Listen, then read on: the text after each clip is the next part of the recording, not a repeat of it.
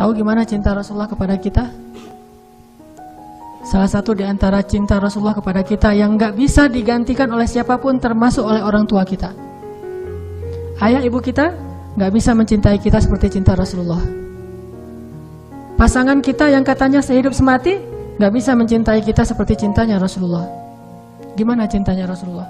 Nanti di padang mahsyar Allah Subhanahu wa taala berfirman, "Yauma yafirrul mar'u min akhihi wa ummihi wa abihi wa sahibatihi wa banihi likulli imri'in minhum yawma idzin sya'nun yughni." Hari ketika seorang ayah lari dari anaknya, seorang suami lari dari istrinya, istri lari dari suaminya, anak lari dari orang tuanya, pasangan lari dari pasangannya, sahabat lari dari sahabatnya. Likulli imri'in yauma idzin, pada hari itu semua orang sya'nun yughni, sibuk ngurus diri sendiri, kecuali satu orang. Semua orang, Nabi Adam, Nabi Nuh, Nabi semua anbiya dan semua manusia pada hari itu yauma idzin sya'nun yughni. Likulli imri'in minhum yawma idzin sya'nun yughni. Semuanya sibuk dengan diri sendiri. Udah lupa tuh, kita dikuburin satu liang lahat dengan pasangan sejati kita, tapi pas kita bangkit kita nggak akan lihat ke sebelah kanan kiri kita. Dia juga nggak usah kegeeran, dia juga akan ngeliat kita kok. Saya nggak akan lihat dia, tapi dia pasti ngeliat saya nih. Nggak usah GR, di hari akhirat tuh nggak perlu GR, karena dia juga nggak bakalan lihat, nggak akan ingat mau kita tuh. Kita lihat, misalnya kita manggil dia panggilan kesayangan kita, Beb, Say gitu ya, Say, gini panggil-panggil dia pergi aja tuh. Kenapa nih orang pergi? Jangan-jangan dia udah lupa ingatannya, belum balik, soalnya udah kelamaan tidur di dalam kubur gitu misalnya. Enggak, likulli imri'in yauma idzin sya'nun yughni, enggak peduli, dia ngelihat kita. Dia tahu ini suami saya nih, dia tahu ini anak saya nih, dia tahu ini orang tua saya, dia tahu bahwa dia adalah kekasih kita adalah kekasihnya. Dia tahu, tetapi saking takutnya dia terhadap dirinya dan saking dia mementingkan dirinya pada hari itu dia nggak peduli dengan kita. Bahkan na'udzubillah, kalau kekasihnya di sebelah diseret oleh malaikat, dia nggak akan nolong kita dia mah. Dia yang penting selamat. Saya udah selamat. Kekasihnya ya terserah. Nanti kalau dia udah beres, baru nanti dia itu juga.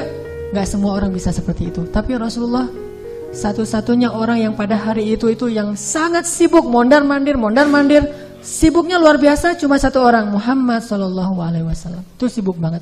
Gimana sibuknya Rasulullah? Ketika lagi di padang mahsyar, Rasulullah langsung mencari mana umatku. Dia cari, siapa kamu? Umat Muhammad. Sini. Siapa kamu? Umat Muhammad. Kumpulin semuanya umatnya. Kemudian Nabi sujud kepada Allah dengan sujud yang sangat lama. Sampai Allah mengatakan, ya Muhammad, bangkitlah dari sujudmu. Sal tu'tah, minta akan saya beri. Bangkit dari sujudmu. Ya Allah, saya tidak akan bangkit dari sujud saya sebelum saya mendapatkan apa yang engkau janjikan. Wahai Muhammad, minta. Ya Allah, berikan saya kesempatan untuk memberi minum kepada umat-umat saya. Mereka kehausan, ya Allah, kasihan mereka di bawah terik matahari. Akhirnya Allah mengatakan, ya Muhammad, ini telaga Al-Kautsar, beri minum kepada umatmu. Panggil, wahai umatku. Sampai Rasulullah ditanya oleh Fatimah, ya ayah, nanti di padang mahsyar, kalau saya pengen ketemu ayah, ketemu di mana? Wahai Fatimah, sesungguhnya aku ada di telaga Kautsar dan memberi minum kepada setiap umatku. Datanglah ke telaga Kautsar. Rasulullah padahal dijamin masuk surga, surganya Firdaus. Ngapain tuh capek-capek ngurus kita, pergi aja ke surga Firdaus menikmati hidup. Tapi beliau gak rela, ditampakkan ke hadapan beliau, ini Firdaus, ini surgamu wahai Muhammad. Nabi Muhammad gak akan tersenyum sedikit pun. Beliau nanya, umatku di mana ya Allah? Ini Firdaus, umatku di mana ya Allah? Mereka di padang mahsyar, langsung balik lagi keluar dari surga coba. Keluar dari surga cari, terus memberikan minum satu persatu. Bahagia banget, ketemu umatnya tuh kayak ketemu kekasih lama, kasih minum. Kasih minum. Setelah minum satu teguk, kita gak akan haus lagi selama-lamanya. Ketika seorang ayah, ibu, kekasih meninggalkan kita, Rasulullah mencari kita. Di mana fulan? Di mana fulan? Cek. Tadi sampai di mana? Sampai spasi. Cobain aja nih. Apa? Oh ya, sampai telaga Kautsar. Rasulullah SAW ya. Jadi ketika semua orang ngelupain kita, dan gak salah mereka ngelupain kita karena kita juga ngelupain mereka. Jadi jangan ke istri ya ngomongnya. Mama, papa nggak akan cinta-cinta banget sama mama. Kenapa, Pak? Nanti mama pasti akan ngelupain papa. Enggak kok, Pak, nggak akan lupa. Lupa. Kapan, Pak? Nanti di akhirat. Oh iya, papa juga gitu kan? Iya sih. Di situ emang semua orang saling melupakan, dan saling melupakan itu bukan karena Allah mencabut memori dan ingatan kita, karena memang kita mementingkan diri sendiri kecuali Rasulullah SAW. Di mana umatku ya Allah? Kasih minum satu-satu. Setelah dikasih minum, Rasulullah SAW sujud lagi. Ya Muhammad, kenapa engkau sujud? Sujudnya lama banget sambil menangis di hadapan Allah. Ya Rabbi, ya Rabbi, ya Rabbi. Terus Allah mengatakan, bangun ya Muhammad, aku berikan apa yang kau minta. Ya Allah, selamatkanlah umatku dari sirat. Langsung Nabi meminta kepada Allah kayak gitu, kata Allah, maka tunggulah mereka di ujung sirat. Nabi menunggu kita di ujung sirat sambil mengatakan, Allahumma salim salim, Allahumma salim salim. Ya Allah selamatkan, ya Allah selamatkan. Maka yang amalnya banyak dia lewat. Ada juga yang jatuh ke dalam neraka. Rasulullah ketika tahu umatnya masih banyak yang di dalam neraka, langsung sujud lagi di hadapan Allah. Sujud yang sangat lama. Allah mengatakan, ya Muhammad, bangkitlah dari sujudmu, apa yang kau inginkan? Ya Allah, selamatkanlah seseorang dari api neraka yang di dalam hatinya ada iman walaupun sekecil biji kurma. Akhirnya kata Allah, selamatkan mereka yang ada iman sekecil biji kurma di dalam neraka. Nabi langsung pergi ke pintu neraka mencari umatnya. Wahai malaikat, cari umat saya yang ada iman sekecil biji kurma dan selamatkan mereka. Dikeluarin. Ketika ketemu dengan Rasulullah, mereka dalam keadaan habis disiksa luar biasa. Wajah mereka, tubuh mereka rusak parah. Rasulullah melihat mereka dengan air mata kasihan, memeluk mereka, dipersilakan masuk ke surga. Setelah selesai udah nggak ada lagi malaikat, udah nggak ada lagi. Balik lagi ke hadapan arasy Allah. Di bawah arasy Allah, Nabi sujud lagi yang lama. Dalam sujud lama itu kemudian Nabi menangis. Allah berkata, ya Muhammad, kenapa menangis? Ya Allah, selamatkanlah umat saya dari api neraka yang mereka di dalam hatinya ada iman sekecil biji jagung. Sekecil jagung. Kata Allah, aku izinkan. Akhirnya Nabi Muhammad lari lagi ke neraka. Wahai malaikat, keluarkan yang ada iman sekecil jagung. Keluar lagi sekian ribu, sekian juta umat Nabi Muhammad. Udah selesai semua, udah gak ada sisa. Balik lagi di bawah arasy Allah. Sujud lagi yang lama, nangis lagi sepanjang waktu yang cukup lama. Sampai Allah bertanya, ya Muhammad, bangkit.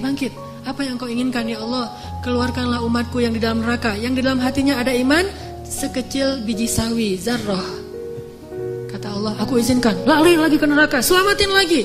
Balik lagi, sujud lagi, ya Allah. Kata Allah, ya Muhammad, apa lagi ya Muhammad? Bukankah aku sudah menyelamatkan banyak dari umatmu? Ya Allah, demi kasih sayang yang engkau miliki, selamatkanlah umatku yang mereka tidak punya amal kecuali hanya mengatakan la ilaha illallah. Kata Allah, aku izinkan. Nabi Muhammad kemudian lari ke neraka menyelamatkan kita dengan seizin Allah. Makanya Nabi mengatakan, katakan la ilaha illallah, baru aku bisa menyelamatkan kalian. Ketika pamannya mau meninggal, apa kata Nabi? Wahai paman, ucapkan kunci surga la ilaha illallah biar aku bisa nyelamatin paman. Walaupun gak ada amal sama sekali, tapi pamannya dengan takdir Allah tidak mengucapkan. Sibuk Rasulullah sepanjang padang mahsyar yang panas, kemudian di sirat, kemudian di depan pintu neraka, terus sibuk untuk memikirkan ummati. Ya Rabbi, kaifa ummati? Gimana umatku ya Allah? Rasulullah hanya membukakan pintu surga untuk kita, tapi beliau tidak masuk surga. Kita yang disuruh masuk surga, beliau keluar lagi, sibuk lagi dengan yang lain. Kita yang difikirkan oleh Rasulullah SAW. Apakah orang tua kita bisa melakukan itu nanti di akhirat? Tidak. Cinta yang paling besar dari Rasulullah. Enggak lupa sama kita, kenal juga enggak.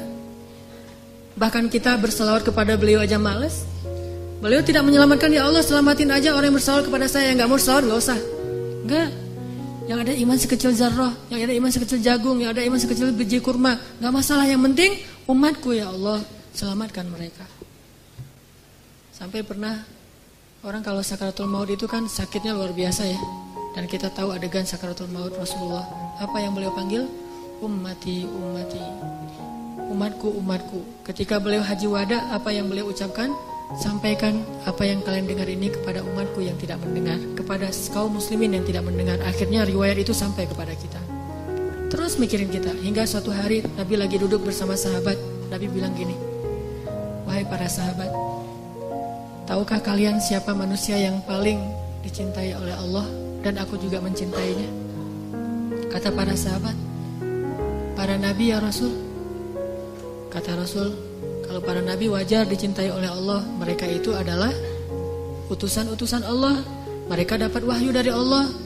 Mereka langsung berbicara dengan Allah seperti Musa. Wajar dicintai oleh Allah. Tapi bukan itu maksud saya. Oh, kalau gitu para sahabat-sahabat Nabi seperti kami ya Rasul. Kalau kalian bertemu dengan aku, wajar jika Allah mencintai kalian. Wajar jika aku mencintai kalian karena kalian bertemu dengan aku. Dan kalian menjadi orang-orang yang langsung melihat mukjizatku. Tapi ada yang lebih dicintai oleh Allah daripada kalian. Siapa ya Rasulullah? Mereka adalah umatku yang datang setelah kalian. Mereka tidak pernah melihat aku, tetapi mereka beriman kepadaku dan mencintaiku, mengikuti sunnahku.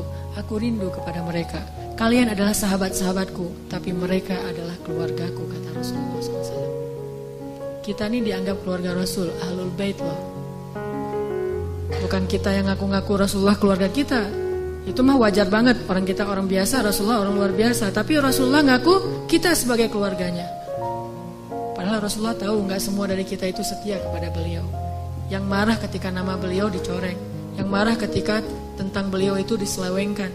Yang marah ketika beliau dihina. Gak semua dari kita punya kesetiaan yang besar kepada beliau. Tapi beliau menganggap kita keluarganya. Beliau rela menghabiskan hidupnya dalam kesusahan demi supaya hidayah ini sampai kepada kita.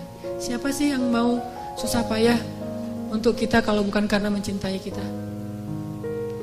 Siang malam hartanya habis, dihina, dicela, diusir dari kampung halamannya. Apa yang beliau harapkan? Supaya hidayah ini sampai kepada seluruh manusia. Itu yang paling beliau harapkan. Sampai pernah Rasulullah lagi duduk lewat seorang orang Bani Israel lagi menggotong jenazah gitu. Rasulullah nangis.